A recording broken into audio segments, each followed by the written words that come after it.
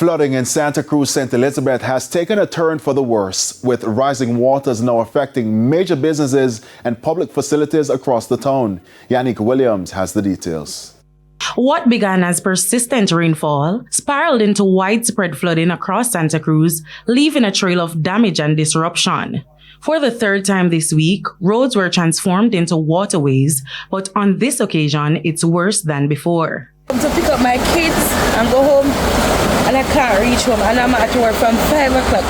5 o'clock, look at the road, flooded, it's flooded. It very affects me so bad, I can't go home. Main Street was submerged, making it nearly impossible for motorists and the pedestrian to traverse. Skip to Malu, water. I am wet, I am soaked. Gonna need to do something about the road. Other areas were also impassable, leaving persons who work in the town nervous. There are also concerns about poor drainage and the town's vulnerability to heavy rainfall. I'm very nervous. Very nervous. It has never come this time.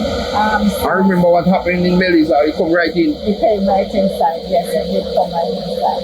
But on a normal day like this, it has never come this high. If the rain continues, then we have to think about moving out, because as you can see, it's already on the pavement, and within another hour it will start to affect us in terms of entering the building, similar to what happened in Melissa.